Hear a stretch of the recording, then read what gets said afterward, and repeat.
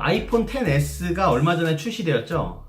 이에 맞춰가지고 저 구원장이 여러분들께 어떤 아이폰을 사야 되는지 한번 추천해 드리도록 하겠습니다.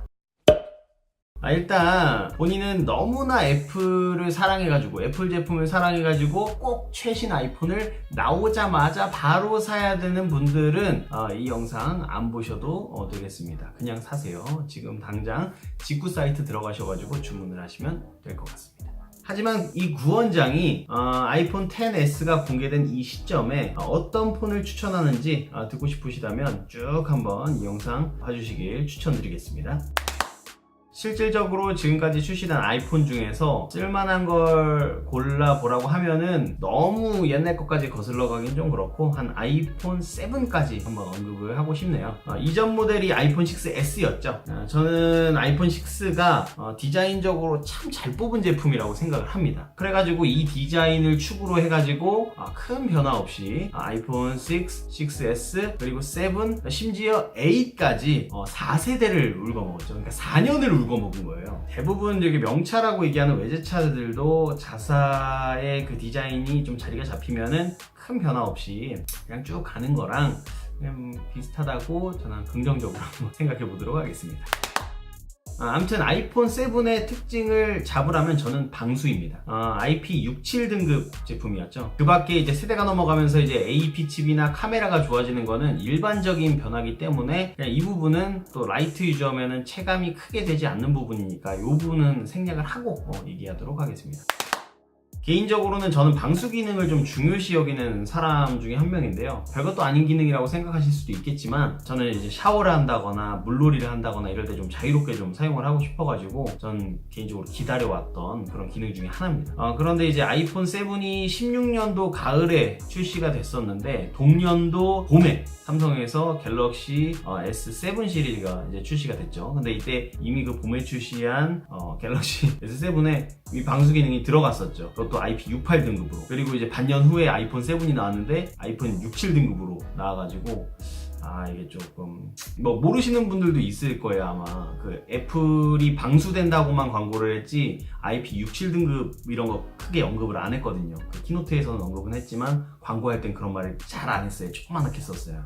그 이때 갤럭시 S7이 이제 IP68 등급으로 나왔었을 때 그때 이제 68 등급 기준이 1.5m 수심에서 30분 이내까지 보호가 된다 이런 건데 그게 사실 그 방수 방지 기능에서 제시된 기준 중에서 가장 높은 그 기준이거든요. 더 없어요. 6, 8, 9가 없어요. 그 숫자가 높을수록 좋은 건데 8이 끝이에요. 9가 없어요. 근데 이제 그때 당시에 이제 삼성 제품을 안 좋아하는 분들은 이제 IP68 등급 가지고도 이제 뭐라고 했었죠. 30분 넘게 물속에 넣으면 고장 나는 거 아니냐 이렇게 해가지고 얘기를 했었는데 등급을 정의를 할 때 그렇게 정의를 한 거니까요. 근데 이제 정작 그렇게 얘기했었던 분들이 이제 대부분 이제 애플을 좋아하시는 분들이었을 거 아니에요. 근데 이제 반년 뒤에 이제 나온 아이폰 7은 IP67 등급으로 나왔다라는 게 아주 아이러니한 일이었죠. 근데 이제 그러고 이제 2년이 지난 지금 이제 아이폰 XS가 나왔죠. 이제서야 아이폰 XS가 이제 드디어 이제 IP68 등급으로 나왔습니다. 이게 2년 전 얘기인데 이게 사실 또 별로 이제 관심 없으신 분들은 모르실 수 있습니다. 근데 저는 이 부분도 사실 큰 건 아니지만 그냥 충성도 높은 소비자를 대상으로 그냥 좀 신경 안 쓰고 안 들었다라는 느낌을 좀 받았어요. 왜냐면 사실 이 2년 전 얘기인데 조금만 신경 썼으면 1년 전에 나왔었던 게 아이폰 X이나 아이폰 8에서도 적용을 할 수 있었을 텐데 이제서야 적용을 했다는 게 스스로는 조금 괘씸한 마음이 좀 듭니다. 애플 제품이 장점은 많죠. 장점 많긴 한데 개인적으로는 이런 부분이 조금 아쉽습니다. 이제 아이폰 7에 이어서 다음으로 나온 제품이 이제 아이폰 8이랑 10이 같이 나왔죠. 이 두 제품은 동시에 나왔지만 차이가 좀 있으니까 이제 따로 좀 다루도록 하겠습니다. 일단 아이폰 8입니다. 아이폰 8은 7이랑 비교를 하면 후면이 글라스 소재로 바뀌었다라는 특징이 좀 있는데요. 이 부분이 사실 디자인 측면으로 별것 아닌데 왜 언급을 하냐라고 얘기를 할 수 있는데 이게 단순히 소재만 바꾼 건 아니고요. 소재를 바꿔서 와 이쁘다 미적으로 진화했구나 이렇게 보시는 분들도 있긴 한데 이 부분은 사실 무선 충전 때문에 어쩔 수 없었던 선택이었다. 그동안 아이폰 5도 그렇고 6도 그렇고 후면이 이제 메탈 소재로 되어 있었잖아요. 그런데 이제 에이서부터 이제 유리로 바꾼 게 아이폰 에이서부터 이제 무선 충전이 들어갔거든요. 근데 이제 무선 충전이 이게 제가 이제 예전서부터 이제 생각을 하면서 아이폰도 무선 충전 기능 들어가긴 할 텐데 언제 들어갈라나. 근데 후면 보니까 메탈이어가지고 뭔가 소재적으로 변화가 있긴 있겠구나 라고 했는데 딱 그 시기에 맞게 소재 바꾸면서 무선 충전 기능을 집어넣었더라고요. 왜냐면 무선 충전을 하려면은 후면에 메탈이 있으면은 무선 충전 방해가 돼서 이제 후면이 이제 아마 유리나 아니면 플라스틱 이런 걸로 처리를 해야 되는데 이거는 예상을 했었던 그대로입니다. 그래서 앞으로 이제 아이폰 시리즈가 무선 충전 기능을 빼지 않는 이상 후면을 아마 유리로 계속 가지 않을까 이렇게 예상이 됩니다.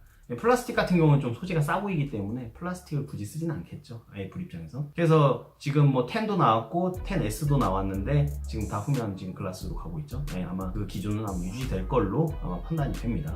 자, 그러면은 아이폰 7이랑 아이폰 8이랑 이제 비교를 해보면 무선 충전이 너무나 하고 싶다, 그리고 그 글라스로 된 디자인이 마음에 든다, 그러면 이제 8을 사시면 되고요. 큰 나는 메리트 없다, 그러면 그냥 7 사셔도 저는 사실 그렇게 큰 무관할 정도로 애플 제품이 전 세대도 그러니까 충실하게 잘 만들어줬고 iOS도 지원을 뭐 잘 해주기 때문에 뭐 큰 지장은 있진 않을 것 같다. 왜냐면 지금 7은 뭐 합리적인 가격으로 싸게 살 수도 있으니까 이렇게 말씀을 드리고 싶고요. 자, 그럼 그 다음 아이폰 10입니다. 근데 아이폰 10을 얘기하기 전에 한 가지 좀 말씀드릴 게, 많은 분들이 자꾸 이제 아이폰 아이폰 X 이렇게 얘기를 하시는데 이건 정확히 말씀드릴게요. 이건 로마자로 그 10을 이야기를 한 거기 때문에 10이 맞는 말입니다.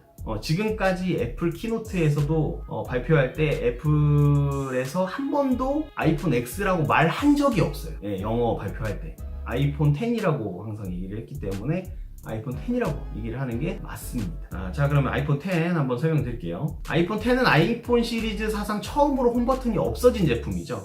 그래서 지문 인식이 사라지고 페이스 아이디가 적용된 제품입니다. 그래서 아이폰 10은 누가 뭐래도 디자인의 변화가 가장 크죠. 일단 제가 봐도 뭐 노치가 있긴 하지만 뭐 베젤리스로 해가지고 뭔가 좀 디스플레이가 시원해 보여요. 이건 제가 인정합니다. 그래서 난 이제 이 디자인이 좋아, 노치 디자인 좋아, 이러면 이제 사시면 되는데, 그리고 이제 페이스 아이디의 응용 기술인 이제 그걸 적용해서 만든 게 이제 애니모지라고, 자기 이제 얼굴 표정에 따라서 막 이제 캐릭터 막 표정을 이렇게 지는 거 있잖아요. 그 애니모지가 너무 탐나신다. 그러면 또 이거 사셔야 돼요. 근데 이제 또 이거 여기에서 아이폰 10에서 가격이 또 어마어마하게 또 올라가 줬죠.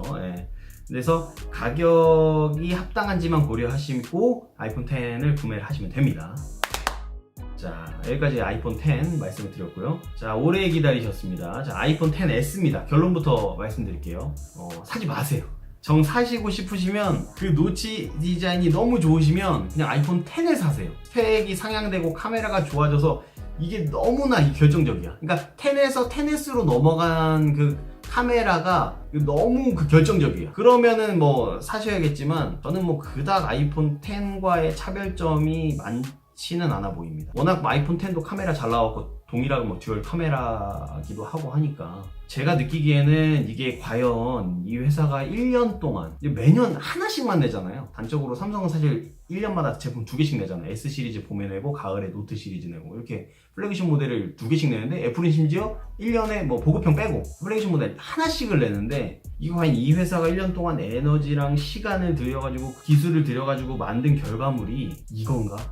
이런 생각이 들기도 하고, 그러면 이 정도의 변화라고 하면은 가격이라도 좀 적절하게 나왔어야 되는데 또 그렇지도 않은 거 보니까 뭔가 그 신제품을 내놓으면 알아서 사갈 거야 하는 오만함이 저는 조금 느껴져서 좀 제품에 좀 이번 10S 제품 좀 정이 안 가더라고요. 자, 정리해드리겠습니다. 나는 방수 정도만 되면 오케이. 그러면은 아이폰 7. 난 무선 충전이 필요해. 그리고 후면에 있는 그 글라스로 된 그 디자인이 너무 마음에 들어. 그러면은 이제 8 사시면 되고, 난 그 아이폰 10의 그 노치 디자인, 그 베젤리스의 그 디자인이 마음에 들어. 그러면 이제 10 사시면 됩니다. 그리고 10S는 사지 마세요. 난 진짜 돈이 많아서 정말 쓰고 싶어.